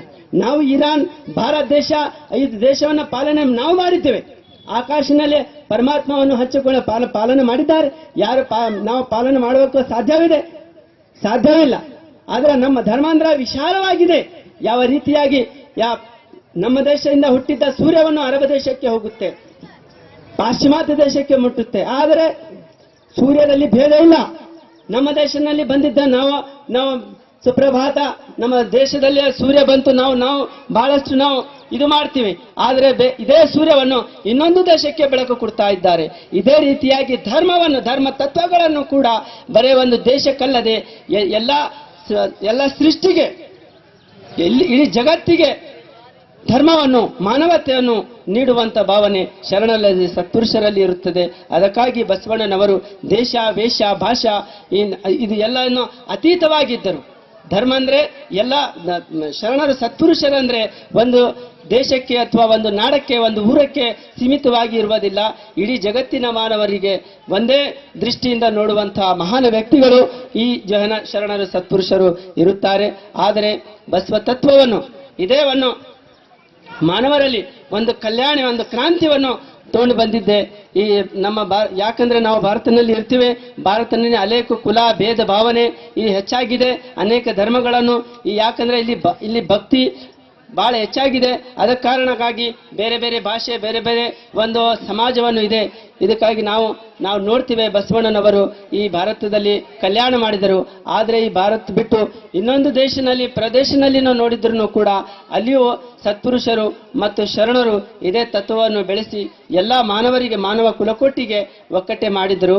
ಆದರೆ ಬಸವಣ್ಣನವರು 12ನೇ ಶತಮಾನದಲ್ಲಿ ಆವಾಗ ಬ್ರಾಹ್ಮಣ, ಯಾಕಂದ್ರೆ ಇದು ಶಾಸ್ತ್ರದ ಅನರ್ಥ ಮಾಡಿ ಬ್ರಾಹ್ಮಣ, ಕ್ಷತ್ರಿಯ, ವೈಶ್ಯ, ಶೂದ್ರ ಹೀಗೆ ಸತಿ ಒಂದು ಆಚರಣೆ ಮಾಡ್ತಿದ್ರು. ಇದರಲ್ಲಿ ಬಸವಣ್ಣನವರು ಎಲ್ಲ ಒಡೆದಾಕಿ ನಾವು ಎಲ್ಲರೂ ಮಾನವರು ಒಂದೇ ಎಂದು ಎಲ್ಲರಿಗೆ ಲೇಸನೆ ಬಯಸುವರು ನಮ್ಮ ಕೂಡಲ ಸಂಗಮ ಶರಣರು ಎಂದು ಬಸವಣ್ಣನವರು ಹೇಳಿದ್ದಾರೆ. ಆದರೆ ನಾವು ಈ ತತ್ವಗಳನ್ನು ಅರ್ಥ ಮಾಡಿಕೋಬೇಕು. ಬೇರೆ ಬೇರೆ ಭಾಷೆಯನ್ನು ನಾವು ಅರ್ಥ ಮಾಡಿಕೊಳ್ಳಬೇಕು. ಕುರಾನ್ ಅಂದ್ರೆ ಏನು? ಕುರಾನ್ ಒಂದು ದೇಶಕ್ಕೆ ಬರೇ ಮುಸಲ್ಮಾನ್ಗೋಸ್ಕರವಾಗಿ ಬಂದಿರಕ್ಕಂತ ಧರ್ಮ ಗ್ರಂಥ ಅಲ್ಲ. ಕುರಾನ್ ಮೊದಲನೇ ಅಧ್ಯಾಯದಲ್ಲಿ ಅಲ್ಲಾನು ಮೊದಲನೇ ಅವತೀರ್ಣ ಆಗುವಾಗ ಇಕ್ರಾ ಬಿಸ್ಮಿ ರಬ್ಬಿಕಲ್ಲಜಿ ಖಲಕಲ್ ಇನ್ಸಾನ ಮಿಲಾನ ಇನ್ಸಾನ್ ಅಂದ್ರೆ ಮಾನವರಿ, ಎಲ್ಲ ಮಾನವರಿಗಾಗಿ ಕುರಾನ್ ನಾನು ಅವತೀರ್ಣ ಮಾಡಿದ್ದೇನೆ ಅಂತ ಹೇಳ್ತಾ ಇದ್ದಾನೆ ಅಲ್ಲಾನು. ಕುರಾನ್ ಎಲ್ಲ ಮಾನವರಿಗೆ. ಕುರಾನ್ ಅಂದ್ರೆ ಬರೀ ಮುಸಲ್ಮಾನ್ ಸಂಪತ್ತಿ ಇಲ್ಲ. ನಾವು ಅದನ್ನು ನಮ್ಮ ಕನ್ನಡ ಭಾಷೆಯಲ್ಲಿ ನಾವು ಅರ್ಥ ಮಾಡಿ ನಾವು ಓದಬೇಕು. ಯಾವ ರೀತಿಯಾಗಿ ಬಸವ ತತ್ವವನ್ನು ನಾವು ನೋಡ್ತಾ ಇದ್ದೇವೆ, ವೇದಶಾಸ್ತ್ರಗಳನ್ನು ನಾವು ನೋಡ್ತಾ ಇದ್ದೇವೆ. ಅದರಲ್ಲಿ ನೋಡಿದರೆ ಯಾವ ಧರ್ಮದಲ್ಲಿನೂ ಕೂಡ ಕೊಲೆತನ ಮಾಡಬೇಕು ಮತ್ತು ಇನ್ನೊಬ್ಬರಿಗೆ ಕಷ್ಟ ಕೊಡಬೇಕು ಅನ್ನುವಂಥ ಸಂವಿಧಾನ ಇಲ್ಲ. ಎಲ್ಲ ಧರ್ಮದಲ್ಲಿನೂ ಕೂಡ ಕೊಲೆಬೇಡ, ಹುಸಿಯು ನುಡಿಯಲು ಬೇಡ, ಅನ್ಯರಿಗೆ ಅಸಹ ಪಡೆಯಬೇಡ, ತನ್ನ ಬಣ್ಣಿಸಿ ಬೇಡ, ಇದ್ರು ಅಳಿಯಲು ಬೇಡ, ಮುನಿಯಬೇಡ. ಇದೇ ಅಂತರಂಗ ಶುದ್ಧಿ, ಇದೇ ಬಹಿರಂಗ ಶುದ್ಧಿ. ಯಾವ ರೀತಿಯಾಗಿ ಬಸವಣ್ಣನವರು ಈ ಕಟ್ಟಳೆಯನ್ನು ತೋರಿಸಿದ್ದಾರೆ, ಇದೇ ತತ್ವವನ್ನು ಪ್ರತಿಯೊಂದು ಧರ್ಮದಲ್ಲಿದೆ. ಯಾವ ಧರ್ಮವನ್ನು ಕೂಡ ಕಳ್ತನ ಮಾಡಬೇಕು, ಇನ್ನೊಬ್ಬರಿಗೆ ಹೊಡಿಬೇಕನ್ನುವಂತ ಅದು ಸಂವಿಧಾನ ಇಲ್ಲ ಅವರ ಗ್ರಂಥದಲ್ಲಿ. ಆದರೆ ತಮ್ಮ ಧರ್ಮಕ್ಕಾಗಿ ಯಾರು ದುರ್ಭಾವನೆಯಿಂದ ನಾವು ಇನ್ನೊಬ್ಬರಿಗೆ ನೋಡಿ ನಾವು ಇನ್ನೊಬ್ಬರಿಗೆ ಅತ್ಯಾಚಾರ ಮಾಡ್ತೀವಿ. ಆದರೆ ಎಲ್ಲವರಿಗೆ ನಮ್ಮಂಥವರು ಅನ್ನುವಂಥ ಭಾವನೆಯನ್ನು ನಾವು ಮೂಡಿಸಿದ್ದರೆ ಈ ದೇಶದಲ್ಲಿ ಅಥವಾ ಈ ಜಗತ್ತಿನಲ್ಲಿ ಶಾಂತತಾ ಮತ್ತು ಅಧರ್ಮ ಆಗುವುದಿಲ್ಲ. ಯಾಕಂದ್ರೆ ಪ್ರತಿಯೊಂದು ಯುಗದಲ್ಲಿ ಪರಮಾತ್ಮನು ನಮಗಿಂತ ಹೆಚ್ಚಾಗಿ ಮಾನವರಿಗೆ ಒಕ್ಕಟ್ಟಿ ಮಾಡುವಂತಹ ಪ್ರೇಮ ಪರಮಾತ್ಮನಿಗೆ ಹೆಚ್ಚಾಗಿದೆ. ಅದಕ್ಕಾಗಿ ಪ್ರತಿಯೊಂದು ಯುಗದಲ್ಲಿ ಅಲ್ಲಾಹನು ಯಾವ ರೀತಿಯಾಗಿ ಶ್ರೀಕೃಷ್ಣರು ಭಗವದ್ಗೀತೆಯಲ್ಲಿ ಹೇಳಿದರು, ಯದಾ ಯದಾ ಧರ್ಮಸ್ಯ ಗ್ಲಾನಿರ್ಭವತಿ ಭಾರತ ಅಭ್ಯುತ್ಥಾನಮ ಧರ್ಮಸ್ಯ ತದಾತ್ಮನಂ ಸೃಜಾಮಹಂ. ಪ್ರತಿಯೊಂದು ಯುಗದಲ್ಲಿ ನಾನು ಅಧರ್ಮ ಹೆಚ್ಚಾಗುವ ಕಾರಣದಲ್ಲಿ ಅಂಥ ಸಂದರ್ಭದಲ್ಲಿ ನಾವು ಅವತಾರರಿಗೆ, ಸತ್ಪುರುಷರಿಗೆ ಜಗತ್ತಿನಲ್ಲಿ ಕಳಿಸಿ ಇದು ಎಲ್ಲ ಅಶಾಂತತೆಯನ್ನು ಒಡೆದಾಕಿ ಧರ್ಮದ ಒಂದು ಆಚರಣೆಯನ್ನು ಪ್ರಾರಂಭ ಮಾಡ್ತೀನಿ ಅಂತಲ್ಲ ಭಗವದ್ಗೀತೆಯಲ್ಲಿ ಶ್ರೀಕೃಷ್ಣ ಹೇಳ್ತಾ ಇದ್ದಾನೆ. ಇದೇ ರೀತಿಯಲ್ಲಿ ಕುರಾನ್ನಲ್ಲಿನೂ ಕೂಡ ಯಾಯು ಹಲ್ಲಜಿನ ಆಮನು ಮಯ್ಯರ್ಥದ ಮಿನ್ಕು ಮಂದಿನಿ ಫಸಫಯಾತಿಯಲ್ಲ. ಹೇ ಮುಸ್ಲಿಂ ಬಂಧುಗಳೇ, ನೀವು ಜಗತ್ತಿನಲ್ಲಿ ಅಶಾಂತತೆ ಮಾಡುವ ಕಾಲದಲ್ಲಿ ಶರಣರು ಸತ್ಪುರುಷರು ಈ ಜಗತ್ತಿನಲ್ಲಿ ಬಂದು ಇದು ಎಲ್ಲ ಅಶಾಂತತೆಯನ್ನು ಒಡೆದಾಕ್ತಾರೆ ಅಂತ ಹೇಳಿದ್ರು. ಬಸವಣ್ಣನವರು ಕೂಡ ಮುಂದಿನ ದಿನಮಾನ ಬಹುಕೆಟ್ಟು ಬರುತ್ತಾವೆ ನೋಡಿರಣ್ಣ ಎಂದು ಅನಬೇಡಿ ಬಂದಾವು ದಿನಮಾನ ನೋಡಿರಣ್ಣ ಅಂತ ಹೇಳಿದ್ರು. ಈ ಯುಗದಲ್ಲಿ ಅಥವಾ ಈ ನಡುವ ಕಾಲದಲ್ಲಿ ಏನು ಅಶಾಂತತೆ ಬಂದಿದೆ, ಯಾಕೆ ಬರ್ತಾವ ಅಶಾಂತತೆ? ನಾವು ಧರ್ಮ ಮಾರ್ಗವನ್ನು ಬಿಟ್ಟಿದ್ದಕ್ಕೆ ಇದನ್ನು ಬಹಳಷ್ಟು ಅಲ್ಲಲು ಕೊಲ್ಲಲು ಆಗಿದೆ. ಯಾವ ಕರ್ಮವ ಹೆಚ್ಚಿತ್ತು ಕಡೆಮದಲಾಯಿತು ಧರ್ಮವ ಬಿಡಬೇಡಿರಣ್ಣ, ನಿಮ್ಮ ಮರ್ಮವ ಕೇಳುವ ವಸ್ತಾದು ಬರ್ತಾನ ನಿರ್ಮಲವಿರ್ಬೇಕಣ್ಣ. ಈಗ ಮಳೆ ಸರಿಯಾಗಿ ಬರುವುದಿಲ್ಲ. ಯಾಕೆ ಬರುವುದಿಲ್ಲ? ಅಧರ್ಮಕ್ಕೆ ನಾವು ಪ್ರೀತಿ ಮಾಡ್ತಾ ಇದ್ದೇವೆ. ನಮ್ಮ ಈ ಭಾರತ ಸಂಸ್ಕೃತಿ ಧರ್ಮ ಸಂಸ್ಕೃತಿಯನ್ನು ಬಿಟ್ಟು ಪಾಶ್ಚಿಮಾತ್ಯ ಸಂಸ್ಕೃತಿಯನ್ನು ನಾವು ಆಚರಿಸುತ್ತೇವೆ. ಅದಕ್ಕಾಗಿ ಇಲ್ಲಿ ಮಳೆಗಾಲ ಬೆಳೆಗಾಲ ಇದು ಮಳೆಗಾಲ ಅಡ್ಗ್ಯಾವ ಬೆಳೆಗಾಲ ನಿಂತಾವು ನೋಡಿರಣ್ಣ ಅಂತ ಹೇಳಿದ್ರು. ಮಳೆಗಾಲ ಅಡ್ಗ್ಯಾವ ಬೆಳೆಗಾಲ ಬಂದಾಯ್ತು. ಈಗ ಮಳೆಗಾಲ ಹೋಗಿ ಇದು ಬಿಸಿಲುಗಾಲ ಬಂದಿದ್ದೆ. ಯಾಕಂದ್ರೆ ನಾವು ಧರ್ಮಕ್ಕೆ ಮಾರ್ಗವನ್ನು ನಾವು ಬಿಟ್ಟಿದ್ದೆ. ಅದಕ್ಕಾಗಿ ಇಲ್ಲಿ ಇಂಥ ಪರಿಸ್ಥಿತಿಯನ್ನು ಬಂದಿದೆ ಅಂತ ಹೇಳಿದ್ರು. ಧರ್ಮ ಮಾರ್ಗದಲ್ಲಿ ನಾವು ಭಕ್ತಿಯಲ್ಲಿ ಪರಮಾತ್ಮನ ಆರಾಧನೆಯಲ್ಲಿ ಇದ್ದಿದ್ದರೆ ಜಗತ್ತಿನಲ್ಲಿ ಯಾವಾಗಲೂ ಈ ಪ್ರಳಯ ಕಾಲ ಬರುವುದಿಲ್ಲ, ಅಶಾಂತತೆ ಹುಟ್ಟುವುದಿಲ್ಲ. ಅದಕ್ಕಾಗಿ ಬಸವಣ್ಣ 12,000 ಕಾಲಜ್ಞಾನವನ್ನು ಬಸವಣ್ಣನವರು ಬರೆದಿದ್ದರು. ಕುಲವೇ ಇದೆಲ್ಲ ಇಂಥ ಯುಗ 101 ಕುಲ ಕೂಡಿ ಉಂಡಾರು ಮತ್ತವರವರ ಕೂಡ ಒಡೆದಾಳು ನೋಡಿರಯ್ಯ ಅಂತ. 101 ನಾವು ಒಂದು ಹೋಟೆಲ್ನಲ್ಲಿ ಎಲ್ಲ ಕುಲದವರು ಕೂಡಿ ಊಟ ಮಾಡ್ತೀವಿ. ಆದ್ರೆ ಇಂಥ ಯಾವುದೋ ಒಂದು ಧರ್ಮ ಕಾರ್ಯಕ್ರಮದಲ್ಲಿ ಬಂದಿದ್ರೆ ಈ ಮುಸಲ್ಮಾನ್ ಯಾಕೆ ಬಂದಿರಬೇಕು, ಈ ದೇವಸ್ಥಾನದಲ್ಲಿ ಅವ್ರು ಯಾರು ಬಂದಿರಬೇಕು, ಈ ನಾವು ವಿಚಾರಿಸ್ತೀವಿ. ಆದ್ರೆ ನಾವು ಯಾವುದು ಹೋಟೆಲ್ನಲ್ಲಿ ಯಾವುದು ಬಸ್ನಲ್ಲಿ ಎಲ್ಲರೂ ಹೋಗ್ತಾರೆ, ಅಲ್ಲಿ ಏನು ವಿಚಾರ ಮಾಡ್ತೀವಿ? ಮಾಡುವುದಿಲ್ಲ. 101 ಕುಲ ಕೂಡಿ ಉಂಡಾರು ಮತ್ತು ಅವರವರ ಕುಲ ಒಡೆದಾಡುವರು ನೋಡಿರಯ್ಯ ಅಂತ ಹೇಳಿದ್ರು. ಇಂಥ ತೊಂದರೆ ಯಾಕೆ ಬಂದಿದೆ ಅಂದ್ರೆ ನಾವು ಮೂಢ ಭಕ್ತಿ ಮತ್ತು ಮೂಢ ಭಾವನೆಯಿಂದ ನಾವು ನಡೀತಾ ಇದ್ದೇವೆ. ಅದಕ್ಕಾಗಿ ನಮ್ಮಲ್ಲಿ ಇಂಥ ವಿಚಿತ್ರ ವಿಚಾರವನ್ನು ಬರ್ತಾ ಇದೆ. ಆದರೆ ಮುಂದಿನ ದಿನಮಾನ ಬಹುಕೆಟ್ಟು ಬರ್ತವೆ ಅಂತ ಬಸವಣ್ಣನವರು ಹೇಳಿದರು. ಈ ಮುಂದಿನ ಕಾಲದಲ್ಲಿ ತಿಳಿದವನೇ ಉಳಿದವನು, ತಿಳಿಲಲ್ಲದ ಹೋದ ಮುಂದೆ ನರಕಕ್ಕೆ ಅಂತ ಹೇಳಿದ್ರು. ತಿಳಿದವನೇ ಧರ್ಮಕ್ಕೆ ತಿಳಿದವನೇ ಉಡ್ತಾರೆ, ಇಲ್ದ್ರೆ ಉಳಿಯುವುದಿಲ್ಲ. ಅದಕ್ಕಾಗಿ ಆಚಾರವೇ ಸ್ವರ್ಗ ಅನಾಚಾರವೇ ನರಕ. ಆಚಾರನಲ್ಲಿ ಧರ್ಮ ಇರಬೇಕು. ನಾವು ಧರ್ಮವನ್ನ ಬಿಟ್ಟಿದ್ದರೆ ನೀವು ಜನವೇ ದನ ಆಗ್ಬಿಡ್ತೀವಿ, ಪ್ರಾಣಿಗಳಾಗ್ಬಿಡ್ತೀವಿ. ಧರ್ಮ ಬಿಟ್ಟು ಧರ್ಮ ಅಂದ್ರೆ ನಾವೇನು ತಿಳ್ಕೊಂಡಿರೋ ಧರ್ಮ ಅಂದ್ರೆ ಮನೆಯಲ್ಲಿ ಸೀಮಿತವಾಗಿ ಧರ್ಮ ಅಂದ್ರೆ ಮಾನವಕ್ಕೆ ಸತ್ಯಕ್ಕೆ ಧರಿಸುವುದೇ ಧರ್ಮ ಅಂತ ಹೇಳಿದ್ರು. ಧರ್ಮ ಅಂದ್ರೆ ಯಾವುದು ಒಂದು ಕಲ್ಲು, ಒಂದು ಗುಡಿಕೆ, ಒಂದು ಮಸೀದಿಗೆ, ಯಾವುದೋ ಒಂದು ದೇವಸ್ಥಾನಕ್ಕೆ ಸಂಬಂಧಪಟ್ಟಿಲ್ಲ. ಧರ್ಮ ಅಂದ್ರೆ ತಂದಿಗೆ ತಂದಿ ಅನ್ನುವುದು ಧರ್ಮ, ತಾಯಿಗೆ ತಾಯಿ ಅಂತ ಹೇಳುವುದು ಧರ್ಮ. ಅದು ತಾಯಿಗೆ ಹೆಂಡತಿ ಅಂತ ಹೇಳಿದ್ರೆ ಧರ್ಮ ಆಗೋದಿಲ್ಲ, ಅಧರ್ಮ ಆಗುತ್ತೆ. ಧರ್ಮ ಅಂದ್ರೆ ಪ್ರತಿಯೊಂದು ಮಾನವರಿಗೆ ಧರ್ಮದ ಅವಶ್ಯಕತೆ ಇದೆ. ಧರ್ಮದಿಂದಲೇ ವಿಶ್ವಕ್ಕೆ ಶಾಂತಿ, ಇದಕ್ಕಾಗಿ ಧರ್ಮದಿಂದಲೇ ವಿಶ್ವಕ್ಕೆ ಶಾಂತಿ ಅಂತ ಹೇಳ್ತಾ ಇದ್ದಾರೆ. ಆದರೆ ಧರ್ಮ ಅಂದ್ರೆ ಸತ್ಯಕ್ಕಾಗಿ ಯಾರು ಬದುಕ್ತಾರ, ಸತ್ಯಕ್ಕಾಗಿ ಯಾರು ನಡ್ತಾರ, ಅದೇ ಧರ್ಮ ಅಂತ ಹೇಳಿದ್ರು. ಅಧರ್ಮ ಅಂದ್ರೆ ಬಸವಣ್ಣಗೆ ಧರ್ಮಕ್ಕೆ ಜಯವಾಗಲಿ, ಬಸವಣ್ಣವರಿಗೆ ಜಯವಾಗಲಿ ಅಂತ ಯಾಕೆ ಹೇಳ್ತೀವಿ ನಾವು? ಬಸವಣ್ಣನವರು ಬರೇ ಮನೆಯಲ್ಲಿ ಧರ್ಮ ತೋರಿಸಿಲ್ಲ, ಇದು ಎಲ್ಲ ಲೋಕ ಕಲ್ಯಾಣ ಮಾಡಿದರು. ಮತ್ತು ಮಸೂದಿಯಲ್ಲಿ ಅಥವಾ ಮಠದಲ್ಲಿ ಕುಂತು ನಾವು ಪ್ರಾರ್ಥನೆ ಮಾಡಿದರೆ ಅದು ಲೋಕ ಉದ್ಧಾರ ಆಗುವುದಿಲ್ಲ. ಲೋಕ ಕಲ್ಯಾಣ ಆಗಬೇಕು, ಧರ್ಮ ಉದ್ಧಾರ ಆಗಬೇಕಾದ್ರೆ ನಾವು ಜನರಲ್ಲಿ ಬಂದು ಸತ್ಯ ವಿದ್ಯಾವನ್ನು ಧರ್ಮ ಜ್ಞಾನವನ್ನು ಹೇಳಬೇಕು. ಹೇಳಿದರೆ ಲೋಕ ಕಲ್ಯಾಣ ಆಗುತ್ತದೆ. ಆದರೆ ಪರಸ್ಪರ ಧರ್ಮದಲ್ಲಿ ನಾವು ತಿಳಿಲಾರದ ಕಾರಣ ನಾವು ಕಚ್ಚಾಡ್ತೀವಿ. ಇಸ್ಲಾಂ ಧರ್ಮ ಅಂದ್ರೆ ಶಾಂತಿ ಧರ್ಮ. ಡಾಕ್ಟರ್ ವಿನೋಬಾವೆ, ಡಾಕ್ಟರ್ ಅಂಬೇಡ್ಕರ್ ಸಾಹೇಬರು ಮತ್ತು ಮಹಾ ದೊಡ್ಡ ಜ್ಞಾನಿಗಳು ಅವ್ರು ಹೇಳಿದ್ರು, ಇಸ್ಲಾಮದ ಅರ್ಥ ಸಂಸ್ಕೃತ ಭಾಷೆಯಲ್ಲಿ ಮಾಡಿದರೆ ಶಾಂತಿ ಅಂತ ಆಗ್ತಾವ ಅಂತ ಹೇಳಿದ್ರು. ಶಾಂತಿ ಅಸತೋಮ ಸದ್ಗಮಯ ತಮಸೋಮ ಜ್ಯೋತಿರ್ಗಮಯ ಮೃತ್ಯುರ್ಮಾ ಅಮೃತಗಮಯ ಮೋಹನ್ ಶಾಂತಿ. ಅಸತ್ಯದಿಂದ ಸತ್ಯ ಕಡೆಗೆ, ಅಂಧಕಾರದಿಂದ ಬೆಳಕ ಕಡೆಗೆ ತಗೊಂಡು ಬರುವಂತಹ ಶಕ್ತಿವೇ ಧರ್ಮ ಅಂತ ಹೇಳಿದ್ರು. ಶಾಂತಿ ಅಂದ್ರೆ ಇಸ್ಲಾಂ ಅಂದ್ರೆ ಶಾಂತಿ. ಸಲಾಮತಿ ಅಂದ್ರೆ ಆನಂದ, ಶಾಂತ ಇರುವುದು. ಈ ಶಬ್ದ ಅರಬಿ ಶಬ್ದ. ಅದಕ್ಕೆ ನಾವು ಸಂಸ್ಕೃತನಲ್ಲಿ ಇಸ್ಲಾಂ ಶಾಂತಿ ಅಂತ ಹೇಳಬಹುದು. ಆದರೆ ಭಾಷೆದ ಭೇದಿದೆ. ನೀರನ್ನು ಮುಸಲ್ಮಾನ್ ಪಾನಿ ಅಂತ ಹೇಳಿದ್ರೆ ನಾವು ನೀರು ಅಂತ ಹೇಳಿದ್ವಿ. ನೀರು ಪಾನಿ ಬೇರೆ ಆಗ್ತಾವನ್ರಿ? ಪಾನಿ ಮುಸಲ್ಮಾನೋ ನೀರು ಅಂದ್ರೆ ಅವ್ರ ಲಿಂಗಾಯತರದು, ವಾಟರ್ ಅಂದ್ರೆ ಇಂಗ್ಲಿಷ್ ಅವ್ರದ್ದು. ಆದ್ರೆ ಇಂಥ ನಾವು ಭೇದ ಮಾಡಿದ್ರೆ ಜಗತ್ತಿನಲ್ಲಿ ನಾವು ಜೀವನ ಮಾಡ್ತೀವಿ, ಮಾಡಲಿಕ್ಕೆ ಸಾಧ್ಯವಿಲ್ಲ. ಚಾಂದ್ ಸಾಬ್ ಅಂದ್ರೆ ಚಂದ್ರಶೇಖರ, ಸೂರ್ಯಕಾಂತ್ ಅಂದ್ರೆ ಸಿರಾಜುದ್ದೀನ್. ಅರ್ಥ ಮಾಡ್ಕೊತೀವಲ್ಲ ನಾವು. ಈ ವ್ಯವಹಾರದಲ್ಲಿ ನಾವು ಅನ್ನು ಅರ್ಥ ಮಾಡಿದ್ರೆ ನಮ್ಮಲ್ಲಿ ಭೇದ ಭಾವನೆ ಎಂದೆಂದಿಗೂ ಬರುವುದಿಲ್ಲ. ಭಾಷೆ ಭೇದಿದೆ, ತತ್ವ ನಮ್ದು ಒಂದಿದೆ. ಏಕಂ ಬ್ರಹ್ಮ ದ್ವಿತೀಯಂ ನಾಸ್ತಿ ಯಾವ ರೀತಿಯಲ್ಲಿ ವೇದಗಳಲ್ಲಿ ಬಂದಿದ್ದೆ, ಇದೇ ರೀತಿಯಲ್ಲಿ ಕುರಾನ್ನಲ್ಲಿ ಬಂದಿದೆ ಮತ್ತು ಬಸವಣ್ಣ ತತ್ವದಲ್ಲಿ ಬಂದಿದ್ದೆ. ಮತ್ತು ಪ್ರತಿಯೊಂದು ಧರ್ಮದವರು ಒಂದೇ ಮಾರ್ಗವನ್ನು ತೋರಿಸಿದ್ರು. ನಾವು ಯಾಕೆ ಬೇರೆ ಬೇರೆ ಆಗ್ತಾ ಇದ್ದೇವೆ ಅಂದ್ರೆ ಅರ್ಥ ನಾವು ತಿಳಿದಿಲ್ಲ. ಅದಕ್ಕಾಗಿ ನಮ್ಮಲ್ಲಿ ಬೇರೆ ಬೇರೆ ಭಾವನೆ ಬರ್ತದೆ. ನಮ್ಮಂತ ಸೂಫಿಗಳು, ಶರಣರು, ಪೂಜಾರಿಗಳು ಜನರಲ್ಲಿ ಬಂದು ಈ ಭಾವನೆಯನ್ನು ಬೆಳೆಸಬೇಕು. ಈ ಭಾವನೆಯನ್ನು ಇನ್ನೊಬ್ಬರಿಗೆ ತಿಳಿಸಬೇಕು. ತಿಳಿದವನೇ ಉಳಿದವನ ಅಂತ ಹೇಳಿದ್ರು. ನಾವು ತಿಳಿದಿಲ್ಲ ಅಂದ್ರೆ ಈ ಹೊರಗಿನವ ಬಿರುಗಾಳಿ ಬರ್ತಾ ಐತಿ, ಏನೋ ನಾವು ನೀವು ಒಂದೇ ಆಗಿದ್ದೀವಿ. ಯಾವಾಗ ನಮ್ಮಲ್ಲಿ ಡಿವೈಡ್ ಆಯ್ತಂದ್ರೆ ಈ ಪಾಶ್ಚಿಮಾತ್ಯ ಬುದ್ಧಿಯನ್ನು ಬಂತು. ಶಾಸ್ತ್ರದಲ್ಲಿದೆ, ಆತ್ಮ ಬುದ್ಧಿ ಸುಖಂ ಚೈವ ಗುರು ಬುದ್ಧಿ ವಿಶೇಷತಂ ಪರಬುದ್ಧಿ ವಿನಾಶಾಯ ಅಂತ ಹೇಳಿದ್ರು. ಸ್ತ್ರೀ ಬುದ್ಧಿ ಪ್ರಳಯ ಅಂತಕಂ. ಪರಬುದ್ಧಿ ವಿನಾಶ ಅಂದ್ರೆ ಬ್ರಿಟಿಷರು, ಅವರಿಗೆ ಧರ್ಮ ಇಲ್ಲ. God is nothing, that is one power, love is god, money is god. ದುಡ್ಡೇ ದೇವರು, ಪ್ರೇಮ ಪರಮಾತ್ಮ ಅನ್ನುವಂತ ಭಾವನೆ.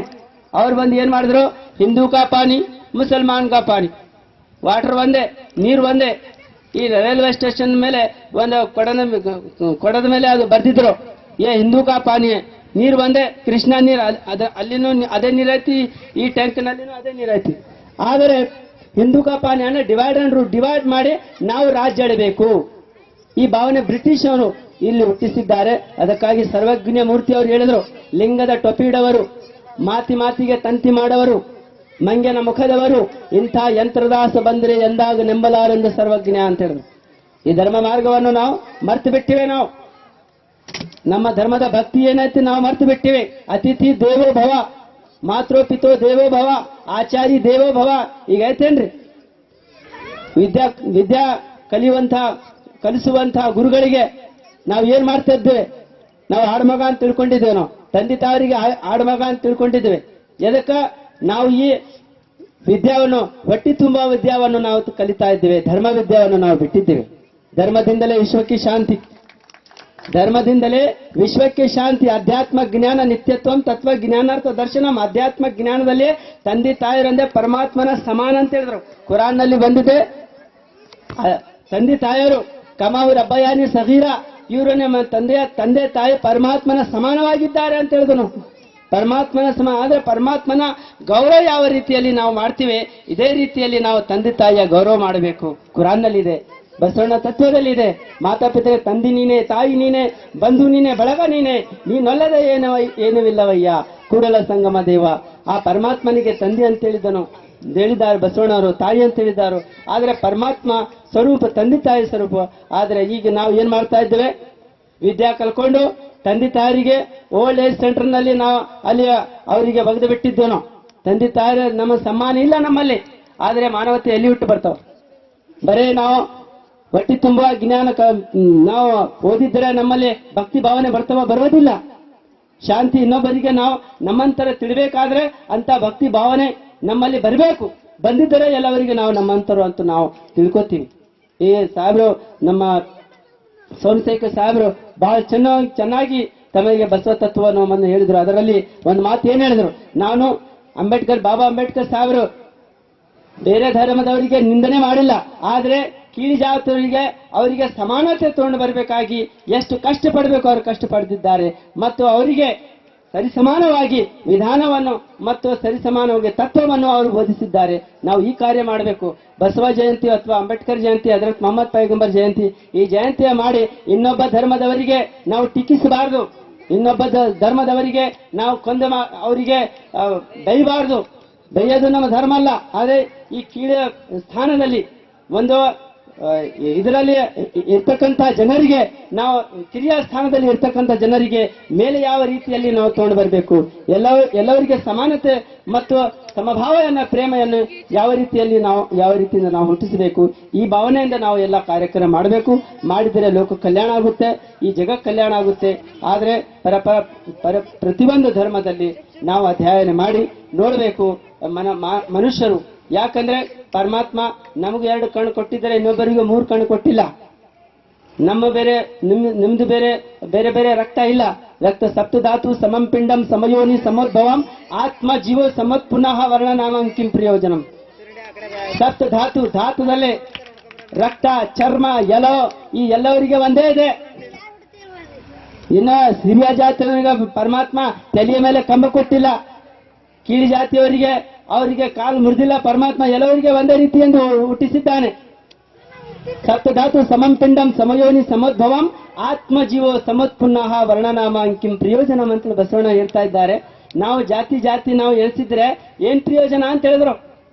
ಸಪ್ತಧಾತರಲ್ಲಿ ನಾವು ಮುಸಲ್ಮಾನರು ಅವರಿಗೆ ಕೈ ಕೊಯ್ದಿದ್ದರೆ ಅವರಿಗೆ ಬಿಳಿ ರಕ್ತ ಬರ್ತೈತಿ, ಇನ್ನೊಂದು ಧರ್ಮದವರಿಗೆ ಅದು ಕೆಂಪು ರಕ್ತ ಬರ್ತೈತಿ. ಇಂಥ ಏನೋ ನಮ್ಮ ಸಂಪ್ರದಾಯದಲ್ಲಿ ಅಥವಾ ನಮ್ಮ ಪ್ರಕೃತಿಯಲ್ಲಿ ಇದೆ ಇಲ್ಲ. ಆದರೆ ಪರಮಾತ್ಮ ಎಲ್ಲವರಿಗೆ ಸರಿ ಸಮಾನವಾಗಿ ಹುಟ್ಟಿಸಿದ್ದಾನೆ. ಇದೇ ಮಾತನ್ನು ಕುರಾನ್ನಲ್ಲಿ ಅಲ್ಲಾನು ಹೇಳ್ತಾ ಇದ್ದಾನೆ. ಯಾ ಅಯ್ಯುಹಲ್ ಇನ್ಸಾನು ಇನ್ನಾ ಖಲಕ್ನಾಕುಂ ಮಿನ್ ಝಕರಿನ್ ವ ಉನ್ಸಾನ ವ ಜಅಲ್ನಾಕುಂ ಶೂಬನ್ ವ ಕಬಾಯಿಲ. ಹೇ ಮನುಷ್ಯರೇ, ಹೇ ಮುಸ್ಲಿಮ್ಸರೇ ಅಂತ ಹೇಳಿಲ್ಲ. ಯಾ ಅಯ್ಯುಹನ್ ನಾಸ್, ಹೇ ಮನುಷ್ಯರೇ, ನೀವು ಎಲ್ಲರೂ ಒಂದೇ ಕುಟುಂಬದವರು, ನೀವು ಎಲ್ಲರೂ ಒಂದೇ ತಂದೆ ತಾಯಿ ಮಕ್ಕಳು. ಅಲ್ಲಿ ಭಾರತೀಯರು ಮತ್ತು ಇರಾನ್ದವರು ಮತ್ತು ಅರಬ್ದವರು ಅಂತ ಪರಮಾತ್ಮ ಬೇರೆ ಬೇರೆ ಮಾಡಿ ಇಡೀ ಜಗತ್ತನ್ನೇ ಇರ್ತಕ್ಕಂಥ ಮನುಷ್ಯರು. ಯಾಯು ಅನ್ನಾಸ್ ಇನ್ನಾ ಖಲಕ್ನಾಕುಂ ಮಿನ್ ಝಕರಿನ್, ಒಂದೇ ತಂದೆ ತಾಯಿ. ಪರಮಾತ್ಮನಲ್ಲಿ ಹೆಣ್ಣು ಗಂಡು ಎರಡೇ ಜಾತಿ ಇದೆ. ಜಾತಿ ಪ್ರಾಣಿಗಳಲ್ಲಿ ಇರುತ್ತದೆ, ಮನುಷ್ಯನಲ್ಲಿ ಜಾತಿ ಇರುವುದಿಲ್ಲ. ಮನುಷ್ಯ ಅಮೆರಿಕದವರಾಗ್ಲಿ, ಭಾರತದವರಾಗ್ಲಿ, ಯಾವ ದೇಶದವರಾಗ್ಲಿ ಎಲ್ಲವರು ಎರಡೇ ಕಾಲು ಇರ್ತೈತಿ, ಎಲ್ಲವರಿಗೆ ಎರಡೇ ಕಣ್ಣು ಇರ್ತೈತಿ. ಬೇರೆ ಬೇರೆ ಪರಮಾತ್ಮ ಅವರು ಜಾತಿಯಾಗಿ ಹುಟ್ಟಿಸಿಲ್ಲ. ಪ್ರಾಣಿಗಳಲ್ಲಿ ಇದೆ. ಕತ್ತಿಯಲ್ಲಿ ಇರ್ತಕ್ಕಂಥ ಗುಣ ಒಂದು ಯಾವುದೋ ಒಂದು ಎಮ್ಮೆಯಲ್ಲಿ ಇರುವುದಿಲ್ಲ. ಎಮ್ಮೆಯಲ್ಲಿ ಇರ್ತಕ್ಕಂಥ ಗುಣಗಳು ಎತ್ತಿನಲ್ಲಿ ಬೇರೆ ಪ್ರಾಣಿಗಳಲ್ಲಿ ಇರುವುದಿಲ್ಲ. ಆದರೆ ಮನುಷ್ಯನಲ್ಲಿ ಎಲ್ಲವರಲ್ಲಿ ಸರಿ ಸಮಾನವಾಗಿ ಗುಣವನ್ನು ಮತ್ತು ಆಕಾರವನ್ನು ಪರಮಾತ್ಮ ಕೊಟ್ಟಿದ್ದಾನೆ. ಇದೇ ತತ್ವವನ್ನು ಕುರಾನನ್ನು ಮತ್ತು ಬಸವ ತತ್ವವನ್ನು ಸಾರಿ ಬಿಚ್ಚಿ ಹೇಳಿದ್ದರು ಸರ್ವಜ್ಞ ಮೂರ್ತಿಯವರು. ಅವರು ಸಹ ಇದೇ ಮಾತು. ಆಕಾಶಕ್ಕೆ ತೊಲಗಂಬವಿಲ್ಲ, ಗುಡ್ಡಕ್ಕೆ ನೆರಳಿಲ್ಲ, ಶರಣರಿಗೆ ಕುಲವಿಲ್ಲ. ಸರ್ವಜ್ಞ ಆಕಾಶಿಗೆ ಯಾವ ರೀತಿಯಾಗಿ ಕಂಬವಿಲ್ಲ, ಗುಡ್ಡಕ್ಕೆ ನೆರಳಿಲ್ಲ. ಇದೇ ರೀತಿಯಾಗಿ ಶರಣರಿಗೆ ಕುಲಭೇದ ಭಾವನ. ಕುಲ ಯಾವುದಯ್ಯ ಸರ್ವಜ್ಞ ಅಂತ ಹೇಳಿದ್ರು. ದಾರಿಯ ತೋರಲಕ್ಕೆ ನನಗೆ ಯಾರಾದರೇನು, ಸಾರೂಪ್ಯ ನರುಹಿತ ಸದ್ಗುರು ಆರಾಧನಕ್ಕೆ ಸರ್ವಜ್ಞ. ಯಾರು ನಾವು ಈ ಗುಲ್ಬರ್ಗ ಯಾವ ಊರು ಹೋಗಬೇಕಾಗಿದ್ದರೆ ದಾರಿಯಲ್ಲಿ ನಾವು ದಾರಿ ತಪ್ಪಿಸಿದ್ದರೆ ಧರ್ಮ ನೋಡ್ತೇವೆ. ಈ ಮುಸಲ್ಮಾನರು ಬಂದಿದ್ರೆ ನಾವು ಅವರಿಗೆ ದಾರಿ ಕೇಳಬೇಕು, ಇನ್ನೊಂದು ಧರ್ಮದವರು ಬಂದಿದ್ರೆ ನಾವು ದಾರಿ ಕೇಳಬಾರದು ಅಂತ ಭಾವನೆ ನಮ್ಮಲ್ಲಿ ಬರೋದಿಲ್ಲ. ಆದರೆ ದಾರಿಯ ತೋರಲಕ್ಕೆ ನನಗೆ ಯಾರಾದರೇನು. ಇದೇ ರೀತಿಯಾಗಿ ಸತ್ಪುರುಷರು ಸದ್ಭಾವನ ಹುಟ್ಟಿಸುವರು. ಅದರಲ್ಲಿ ಕಬೀರ್ದಾಸ್ ಅವರು ಹೇಳಿದರು, ಜಾತಿ ನಾ ಪೂಚೋ ಸಾಧು ಕಿ ಪೂಚಿ ಲಿಜೋ ಜ್ಞಾನ್ ಮೋಲ್ ಕರೋ ತಲ್ವಾರ್ ಕಾ ಪಡಾ ರೆಹನೆದೋ ಮ್ಯಾನ್. ಅಂದ್ರೆ ಸಾಧುವರಿಗೆ ಜಾತಿ ಕೇಳಬಾರದು ಅಂತ ಹೇಳಿದ್ರು. ಎಲ್ಲವರಿಗೆ ಅವರು ಸರಿ ಸಮಾನವಾಗಿ ದೃಷ್ಟಿಯಿಂದ ನೋಡ್ತಾ ಇದ್ದಾರೆ. ಬಹಳ ಆನಂದವಾಯಿತು. ಯಾಕಂದ್ರೆ ಇಲ್ಲಿ ಬಸವ ಜಯಂತಿಯಲ್ಲಿ ನಮಗೆ ಮುಸಲ್ಮಾನ್ ಸಾಹೇಬರು ಯಾಕೆ ಇಲ್ಲಿ ಕರೆಸಬೇಕು ಅನ್ನುವಂತ ಕೆಲವು ತಲೆಯಲ್ಲಿ ಒಂದು ಭಾವನೆಗಳು ಹುಟ್ಟು ಬರ್ತವ. ಆದ್ರೆ ನಾವು ಪರಸ್ಪರ ಸಾಧು ಸತ್ಪುರುಷರು ಒಂದಾಗಿದ್ರೆ ಈ ಜಗತ್ತೆಲ್ಲ ಒಂದಾಗುತ್ತದೆ. ಯಾಕಂದ್ರೆ ಬೇರೆ ಬೇರೆ ನಾವು ಹಿಂದೂ ಧರ್ಮದ ವಿರುದ್ಧವಾಗಿ ನಾವು ಮಸೂತಿಯಲ್ಲಿ ನಮ್ಮ ಸಮಾಜದಲ್ಲಿ ನಾವು ಜನರಿಗೆ ಒಂದು ಇದು ಬಸವಣ್ಣನವರು ಏನ್ ತತ್ವವನ್ನು ಸಾರಿದ್ರು ಕುರಾನ ತತ್ವಗಳು ಅಂತ ನಾವು ಹೇಳ್ತೇವೆ. ನಾವು ಗುರು ಲಿಂಗ ಜಂಗಮ ವಿಭೂತಿ ರುದ್ರಾಕ್ಷಿ ಪಾದೋದಕ ಪ್ರಸಾದ ಪಂಚಾಕ್ಷರಿ ಈ ಅಷ್ಟಾವರಣಗಳನ್ನು ಬಸವಣ್ಣನವರು ತೋರಿಸಿದರು. ಅಷ್ಟಾವರಣ ಅಂದ್ರೆ ಏನು? ಆವರಣ ಅಂದ್ರೆ ಹೊದಿಕೆ ಮುಚ್ಚಿಟ್ಟುವುದು. ಅಂದ್ರೆ ಅದರ ಸಮರಸವನ್ನು ಅದರ ಅಂತರಾರ್ಥವನ್ನು ನಾವು ತಿಳಿಬೇಕು. ಗುರು ಅಂದ್ರೆ ಮುರ್ಷದ್, ಜಂಗಮ ಅಂದ್ರೆ ಮೋಮಿನ್, ಗುರು ಲಿಂಗ ಅಂದ್ರೆ ಭಕ್ತಿ ಇಷ್ಟ ಭಕ್ತನು. ಗುರು ಲಿಂಗ ಜಂಗಮ ವಿಭೂತಿ ರುದ್ರಾಕ್ಷಿ ಅಂದ್ರೆ ಜಪಮಾಲೆ ಮುಸಲ್ಮಾನರು ತಸ್ಬಿ ಅಂತ ಹೇಳ್ತಾರ. ತಸ್ಬಿ ಪರಮಾತ್ಮನ ನಾಮಸ್ಮರಣೆ ಮಾಡ್ತಾರ. ಇದರ ಅಂತರಾರ್ಥವನ್ನು ಬೇರೆ ಇದೆ. ಆದ್ರೆ ನಾವು ಬರೀ ಅರ್ಥ ಮಾಡ್ಕೊಂಡಿದ್ರೆ ಮುಸಲ್ಮಾನ್ ಕೈಯಾಗದು ರುದ್ರಾಕ್ಷಿ ಇರುತ್ತದೆ, ತಸ್ಬಿ ಅಂತ ಹೇಳ್ತಾ ಇದ್ದಾರೆ. ರುದ್ರಾಕ್ಷಿ ಪಾದೋದಕ ಅಂದ್ರೆ ಕದಂಬೋಸಿ ಅಂತ ಹೇಳ್ತಾ ಇದ್ದಾರೆ. ಕದಂಬೋಸಿ ಅಂದ್ರೆ ನಾಮಸ್ಮರಣೆ ಮಾಡಬೇಕು. ಪ್ರಸಾದ ಅಂದ್ರೆ ತಬರುಕ್ ಯಾವ್ದು ನಾವು ಧರ್ಮಕ್ಕಾಗಿ ಮಕ್ಕಾ ಪುಣ್ಯಕ್ಷೇತ್ರಕ್ಕೆ ಹೋಗ್ತಾರೆ, ಹಜ್ ಯಾತ್ರಕ್ಕೆ. ಅಲ್ಲಿಂದ ಆಬೆ ಜಮ್ಜಮ್ ಅಂತ ನೀರು ತೊಗೊಂಡ್ ಬರ್ತಾರ. ಏನೈತದು ಪ್ರಸಾದ ಆಯ್ತಲ್ಲ, ಎಲ್ಲವರಿಗೆ ಮನೆ ಹಂಚಿ ಕೊಡ್ತಾರ. ಅಲ್ಲಿಂದ ತೊಗೊಂಡ್ ಬಂದಿದಂತ ಇದು ಪ್ರಸಾದವನ್ನು. ಇದೇ ತತ್ವವನ್ನು ಬಸವಣ್ಣನವರು ಹೇಳಿದ್ದಾರೆ. ಪ್ರಸಾದ ಮತ್ತು ಜ್ಞಾನ. ಜ್ಞಾನ ಅಂದ್ರೆ ಪಂಚಾಕ್ಷರಿ ಅಂತೇಳಿ. ಪಂಚಾಕ್ಷರಿ ಅಂದ್ರೆ ಮಂತ್ರ. ಮಂತ್ರ ಅಂದ್ರೆ ಮಂತ್ರದಿಂದಲೇ ಪರಮಾತ್ಮನ ಆರಾಧನೆ ನಾವು ಮಾಡ್ತಾ ಇದ್ದೇವೆ. ಅದಕ್ಕಾಗಿ ಶಾಸ್ತ್ರನಲ್ಲಿ ಬಂದಿದ್ದೆ, ದೈವಾಧೀನಂ ಜಗತ್ಸರ್ವಂ ಮಂತ್ರಾಧೀನಂತು ದೈವತ ತದ್ಮಂತ್ರಂ ಬ್ರಹ್ಮಣಂ ಬ್ರಹ್ಮಣೋ ಮಮ ದೇವತಾ ಅಂತ ಹೇಳಿದ್ರು. ದೈವಾಧೀನಂ ಜಗತ್ಸರ್ವಂ, ಈ ಎಲ್ಲ ಜಗತ್ತ ದೇವನ ಅಧೀನದಲ್ಲಿದೆ. ಆ ದೇವ ಪರಮಾತ್ಮ ಯಾರ ಅಧೀನದಲ್ಲಿದೆ ಅಂದ್ರೆ ಮಂತ್ರ ಅಧೀನ ಅಂತ. ಆ ಮಂತ್ರ ಯಾರ ಬಳಿ ಇದ್ದ ಅಂದ್ರೆ ಬ್ರಾಹ್ಮಣ ಅಂತ. ಬ್ರಾಹ್ಮಣ ಅಂದ್ರೆ ಈ ಜಾತಿ ಬ್ರಾಹ್ಮಣ ಅಲ್ಲ, ಇದನ್ನ ತಲೆಗಿಂದ ನಾವು ತೆಗೆದುಹಾಕಬೇಕು. ಬ್ರಾಹ್ಮಣ ಅಂದ್ರೆ ಜ್ಞಾನಿ, ಆರಿಫ್ ಅಂತ ಹೇಳ್ತಾರ ಅರಬಿ ಭಾಷೆಯಲ್ಲಿ. ಆರಿಫ್, ಆಲಿಮ್, ಜಾನ್ನೆ ವಾಲಾ, ಜ್ಞಾನಿ, ಟೀಚರ್. ಈ ಭಾವನೆಯನ್ನು ನಾವು ಹುಟ್ಟಿಸಬೇಕು.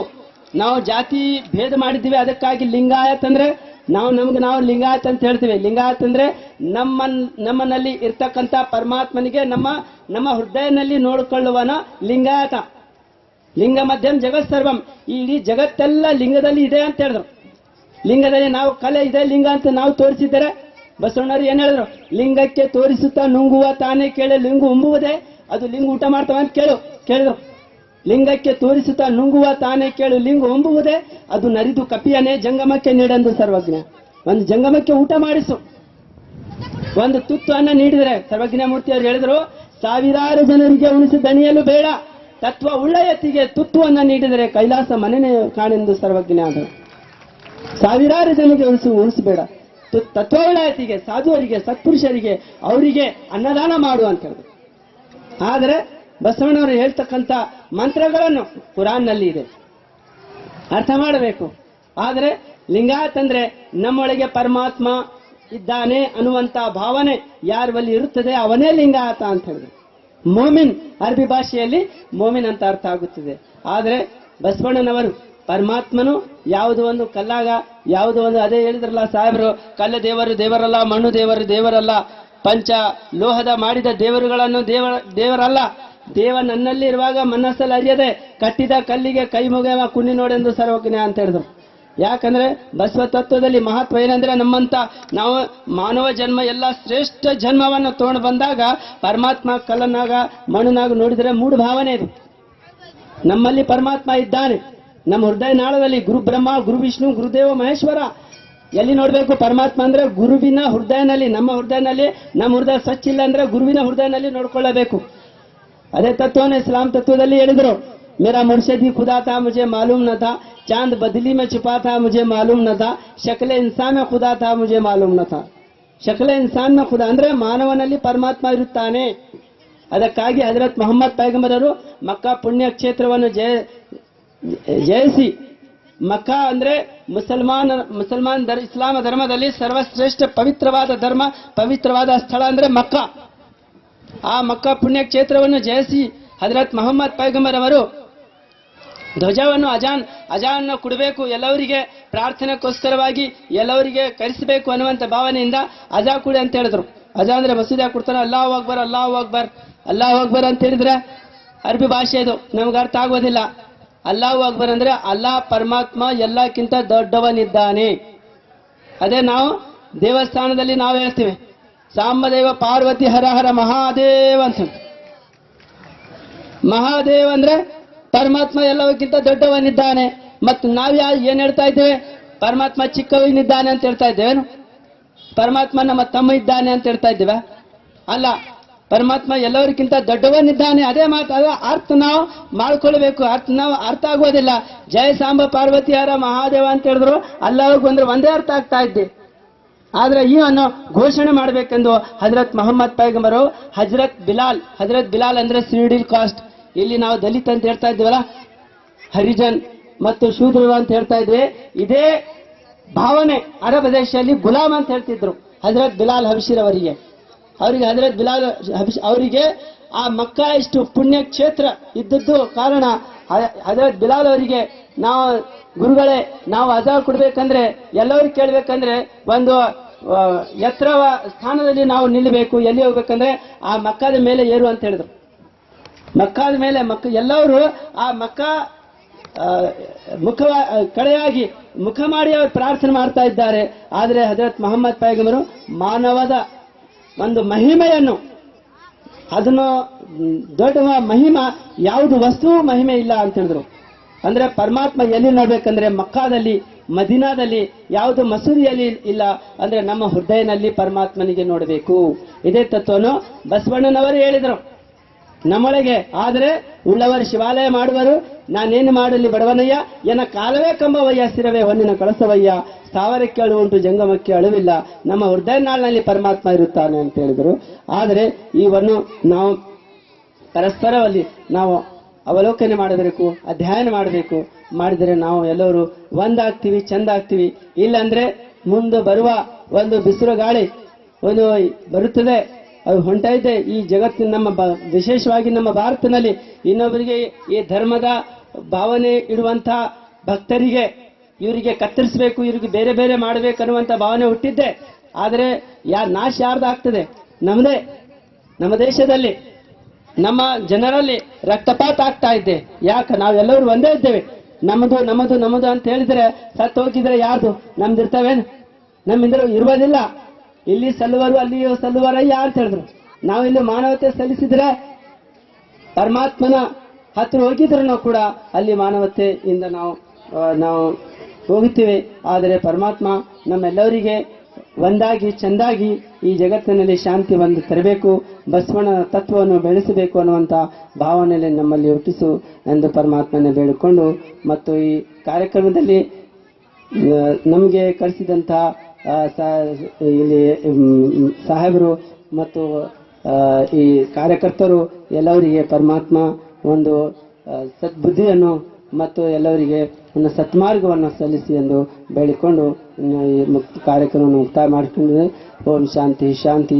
ವಾಖಿರು ದಾವಾನಾ ಅನಿಲ್ ಹಮ್ದುಲಿಲ್ಲಾಹಿ ರಬ್ಬಿಲ್ ಆಲಮೀನ್.